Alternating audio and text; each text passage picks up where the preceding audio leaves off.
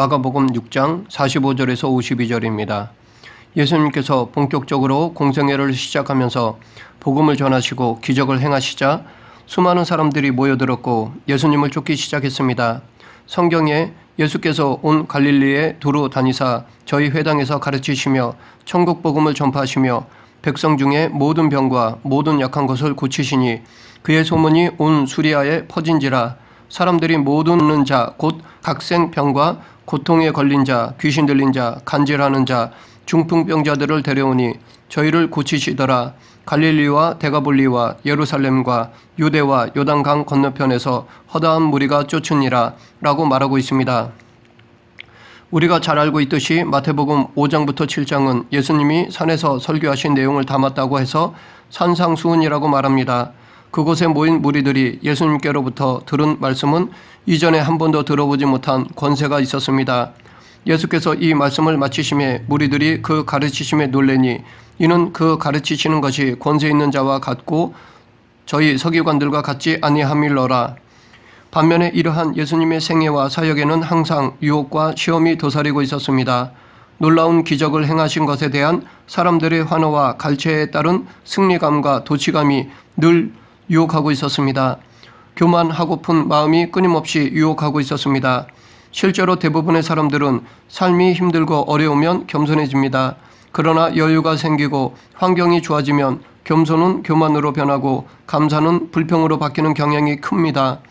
목소리는 더욱 커지고 목은 점차 굳어집니다. 이러한 교만의 위기는 대부분 실패했을 때가 아니라 성공했을 때 찾아옵니다. 병들었을 때가 아니라 건강할 때, 무명할 때가 아니라 유명할 때 찾아옵니다. 이렇듯 우리는 자신이 부지중에 영적 위기로 들어가게 되는 경우는 성공할 때입니다. 성공은 우리로 하여금 더욱더 무서운 영적 위기에 처하게 할 수 있습니다. 예수님의 위기도 군중들 앞에서 많은 기적을 베푸셨을 때 찾아왔습니다. 사람들은 예수님의 기적에 대해 놀라워하고 환호성을 지르며 많은 박수갈채를 보냈습니다. 당시 팔레스틴이라는 곳은 좁은 지역이었기에 오늘날과 같은 매스미디어의 발달이 없었다고 해도 예수님의 기적에 관한 소문은 입에서 입으로 전해져 한 동네에서 다른 동네로 신속하게 퍼져나갔을 것입니다. 특히 유대인들은 지금도 그렇지만 당시에도 메시아 사상을 가지고 있었기에 언제 메시아가 오려나 늘 고대하고 있었습니다. 그런 중에 예수님의 소문을 들은 사람들은 그가 메시아가 아닌가 하여 더더욱 호기심 반, 놀라움 반으로 예수님께 몰려들었습니다. 예수님의 등장으로 팔레스틴 지역에 하나의 신두름이 생겼고 사람들은 예수님의 기적으로 패닉 상태에 빠져들었을 것입니다. 사람들의 관심은 온통 예수님께 집중되었고 큰 무리를 지어 예수님을 따라다니며 환호성을 지르고 박수를 보냈습니다. 여기서 오는 유혹은 어떤 면에서 마귀의 직접적인 시험보다 더 위험한 것인지도 모릅니다. 왜냐하면 만약 마귀라면 경계하고 대처할 수 있지만 성공에 대한 사람들의 환호와 갈채는 자기도 모르는 사이에 교만으로 빠지게 하기 때문입니다. 이 시간 자기 안에 찾아온 이 위기를 예수님은 어떻게 관리하셨는지 오늘 본문을 통해 살펴보겠습니다. 예수님께서는 사역의 성공과 사람들의 환호에서 오는 높아지려는 유혹에 빠지지 않도록 눈에 보이지 않는 자기 대처 방법을 갖고 계셨습니다. 그렇기 때문에 예수님은 세상적인 인기 안에 머물러 있지 않으셨습니다. 세상적인 성공 안에 머물지 않으셨습니다. 예수님께서 유혹을 이기신 방법은 새벽 오히려 미명에 한적한 곳으로 가셔서 기도하시는 것이었습니다. 예수님은 사람들을 떠나 조용한 곳으로 가셔서 그곳을 하나님과 독대하는 자리로 삼았습니다. 예수님은 사람들의 인기와 환호, 박수갈채에서 오는 세상적인 유혹의 위기를 하나님과의 독대의 시간으로 물리치셨습니다. 자기 안에 유명해지려는 명예욕, 높아지려는 권력욕을 물리치시고자 한적한 곳으로 가셔서 하나님 앞에서 홀로 서셨습니다. 우리는 성경 곳곳에서 이런 말씀들이 있는 것을 발견할 수 있는데 밤이 맞도록 기도하셨다거나 새벽 오히려 미명에 예수님이 사람을 떠나 홀로 산에 가셨다 등의 표현들을 볼 수 있습니다. 이러한 모습은 우리들이 배워야 할 자세라 봅니다. 경제적으로 부했을 때, 사업이 성공했을 때, 사람들이 박수를 치고 높이 떠받들 때 우리가 취해야 할 자세가 바로 이 예수님의 자세라고 봅니다. 예수님은 이러한 일을 십자가를 지실 때까지 계속하셨기 때문에 사명을 완수하실 수 있으셨던 것입니다. 예수님께서 조용하고 한적한 곳을 찾으신 것은 보리떡 5개와 물고기 2마리로 5,000명을 먹이시고 12광저리가 남은 기적을 행하신 이후에도 그러셨습니다. 이때 성경에는 남자만 5,000명으로 기록되어 있지만 실제로 여자와 아이들까지 합하면 3배 정도는 될 것입니다. 당시 그 자리에서 떡을 먹었던 사람들이 무슨 생각을 했을까요? 예수님을 임금으로 삼자, 그러면 우리는 더 이상 굶주리지 않고 살 수 있을 것이다. 아마 이런 생각을 했을 것입니다. 놀라운 기적을 체험한 이들은 상당히 기뻐했고 흥분했을 것입니다. 실제로 당시 사람들은 예수님을 정치적 메시아로 생각하여 왕으로까지 세우려고도 했습니다. 그런데 이때 이 무리들보다 더 흥분한 사람들이 있었습니다. 그것은 바로 예수님의 제자들이었을 것입니다. 예수님의 제자들은 마치 자기들이 기적을 베푼 것인 양 신이 나 있었을 것입니다. 혹은 이렇게 대단한 분을 모시고 있는 자기들로서는 덩달아 우쭐거리고 싶은 마음이 들었을 것입니다. 그것을 아신 예수님은 즉시 제자들을 재촉하시고 당신께서 무리를 보내는 동안에 배 타고 건너편 벳세다로 가게 하셨습니다. 예수께서 즉시 제자들을 재촉하사 자기가 무리를 보내는 동안에 배 타고 앞서 건너편 벳세다로 가게 하시고 제자들이 환호하는 인기 안에 머물러 있지 않게 하기 위해서, 사람들의 칭찬 속에 머물러 있게 하지 않기 위해서 제자들을 먼저 보내셨습니다. 그런 다음 예수님은 당신을 오해하고 있는 많은 청중들을 해산시키셨습니다. 왜냐하면 예수님은 무리들이 자신을 왕으로 삼으려는 생각을 품고 있는 것을 아셨기 때문입니다. 평행 본문인 요한복음 6장 15절에 보면 그러므로 예수께서 그들이 와서 자기를 억지로 붙들어 임금으로 삼으려는 줄 아시고 다시 혼자 산으로 떠나가시니라 라고 말하고 있습니다. 예수님께서는 서둘러 무리들을 해산시키심으로써 그들의 잘못된 메시아관을 거부하셨을 뿐만 아니라 제자들을 역시 그러한 생각에 휘말려 들지 않도록 미리 예방 조치를 취하신 것입니다. 그리고 또 다른 이유는 건너편의 벳세다 지방에도 예수님의 손길을 기다리고 있는 많은 영혼들이 있었기 때문이었습니다. 따라서 예수님께서는 제자들이 한 자리에 머물러 교만에 빠지는 것을 막으시고 계속해서 서둘러 다음 사역지로 움직이도록 하셨던 것입니다. 이처럼 예수님은 하나님의 뜻을 이루기 위해 끊임없이 움직이셨습니다. 예수님께서는 이 땅에서 사역하는 동안 어느 한순간도 헛되이 낭비하거나 자아도취에 빠지지 않고 최선을 다하여 사역에 몰두하셨습니다. 실제로 복음서를 보아도 예수님께서 한가하게 쉬며 인생의 여유나 낭만을 즐겼다는 기록은 찾을 수 없습니다.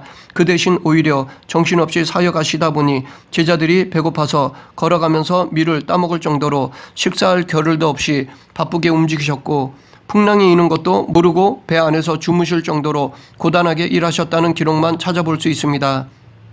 이에 반해 우리는 자기의 물질, 명예, 권력을 위해 청중을 더 모으려고 하지 해산시키려 하지 않습니다. 물론 목회자들은 영혼 구원이라는 명목을 내세우지만 실제로 그 영혼보다는 교회가 커지면 그만큼 자기 입지가 높아지기 때문에 더더욱 모이기에 힘쓰고 있다고 봅니다. 제가 이렇게 생각하는 것은 목회자가 자기가 섬기는 교회 성도들의 이름도 모른다면 참 목자가 아니라고 봅니다. 그리고 그런 대형 교회를 좋아하는 성도라면 온전한 믿음이라고 볼 수 없습니다.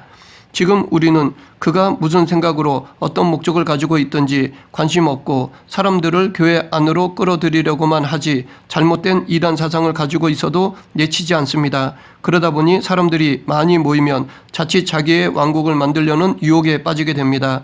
나의 영향력을 극대화시키려는 유혹에 빠지게 됩니다. 그래서 내가 주인공이 됩니다. 실제로 많은 대형교회 목회자가 그런 모습을 보입니다. 자기 왕국을 세우는 모습을 보이고 있습니다. 하나님은 단지 바지 사장 정도로 모시고 정작 자기가 다스리는 왕국을 세운 교회들이 있습니다. 그러나 예수님은 자기에게 박수갈채를 보내는 사람들을 떠나보내셨습니다. 그런 다음 예수님은 홀로 기도하셨습니다. 무리를 작별하신 후에 기도하러 산으로 가시니라.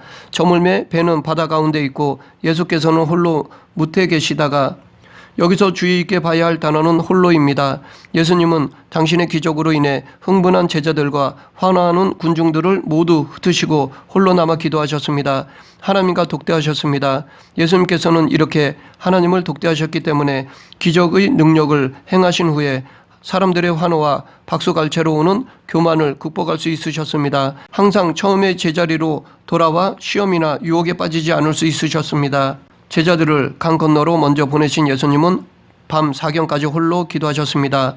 밤 사경은 지금으로 본다면 새벽 3시부터 4시 사이를 말하며 이 시간은 가장 잠이 많이 오는 시간이라 할 수 있습니다. 그때 제자들은 배를 타고 건너편으로 가고 있었는데 예수님은 기도하시는 중에도 제자들의 상황을 보고 계셨습니다. 바람이 거스름으로 제자들이 힘겹게 노젓는 것을 보시고 밤 사경쯤에 바다 위로 걸어서 그들에게 오사 지나가려고 하심에 제자들은 잠깐이면 갈 수 있는 거리를 큰 바람으로 인해 오랜 시간 동안 힘겹게 노를 저어가면서 파도와 싸우고 있었습니다. 저녁 6시부터 7시경에 시작해서 새벽 3시부터 4시경까지라면 상당히 많은 시간이 지난 것입니다. 거의 9시간 동안이나 수고하고 있었습니다. 이때 예수님은 산에서 기도하고 계셨습니다. 그러나 예수님은 하나님과 독대하시면서도 제자들을 지켜보고 계셨습니다. 새벽 3시부터 4시까지 힘겹게 노를 젓는 제자들을 한순간도 놓치지 않고 모든 순간을 지켜보고 계셨습니다.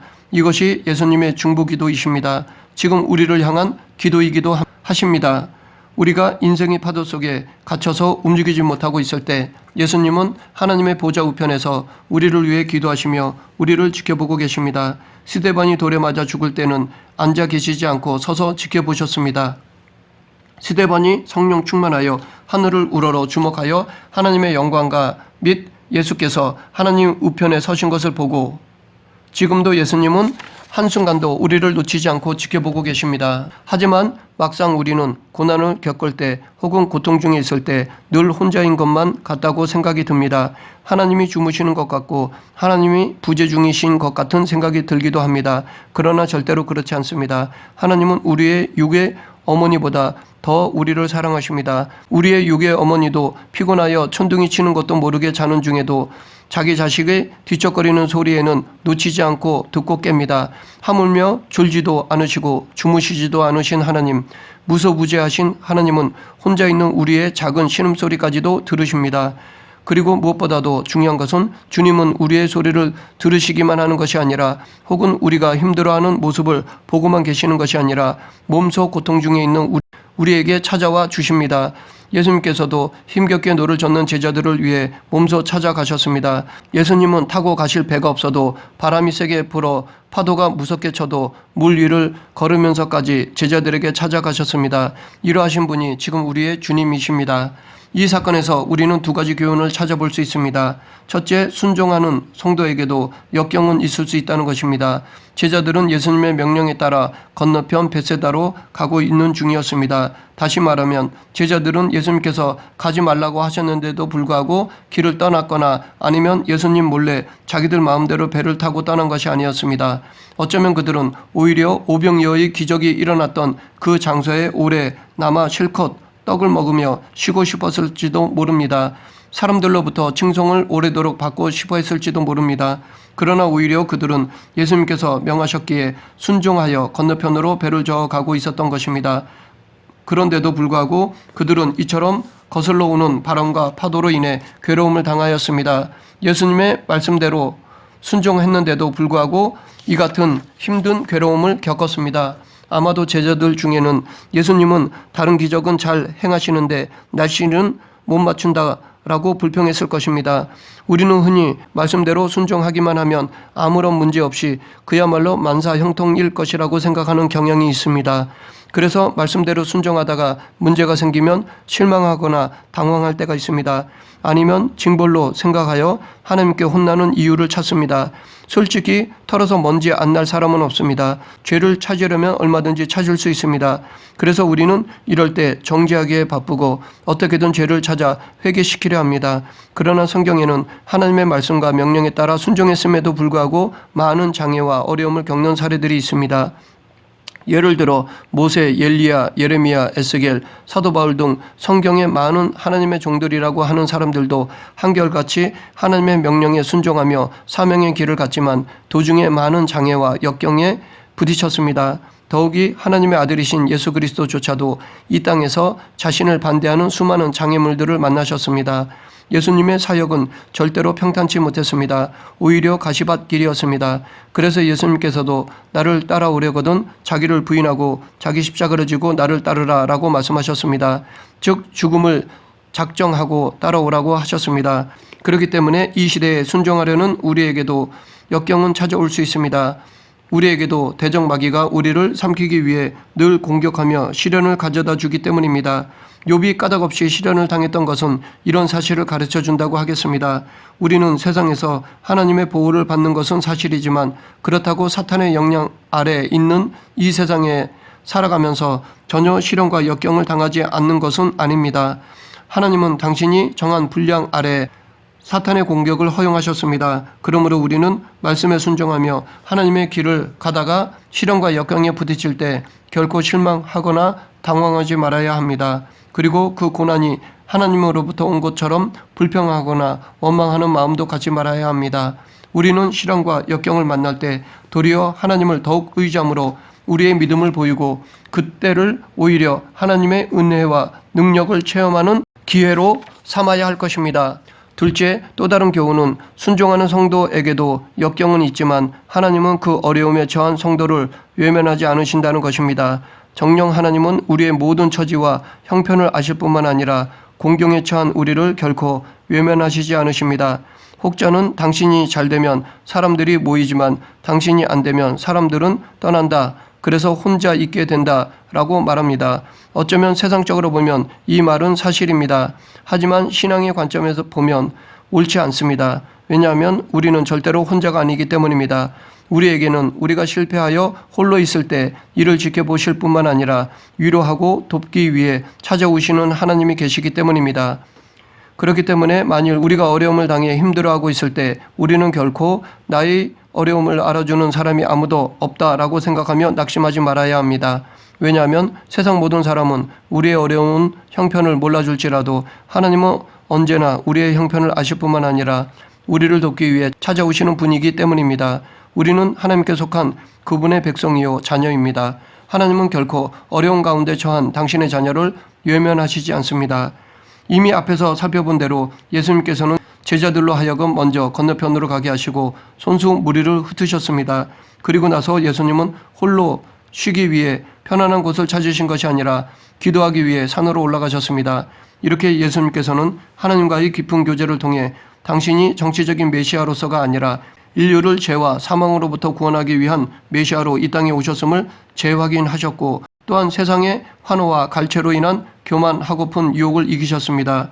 그뿐 아니라 예수님께서는 심한 풍랑으로 인해 힘들게 노젓는 고통 중에 있는 제자들을 보시고 물 위를 걸어서 그들에게 찾아가셨습니다.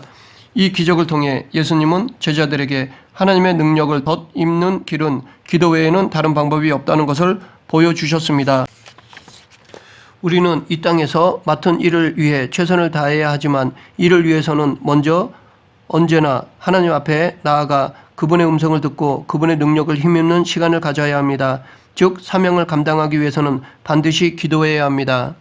왜냐하면 우리가 기도하지 않고 우리의 힘으로 일을 하려 한다면 하나님의 뜻 대신 인간적인 욕심과 생각으로 일을 그르칠 위험이 있기 때문입니다. 그렇기 때문에 우리는 사명을 감당하기에 앞서 하나님 앞에 엎드리는 습관을 길러야 하겠습니다. 하나님과 독대하는 자리를 가져야 합니다. 분주할수록 더욱더 하나님 앞으로 나아가 기도하는 시간을 많이 가짐으로써 세상 속에서 흐트러진 마음을 바로잡고 성령의 능력을 이 땅에 증거하는 성도들이 되어야 하겠습니다.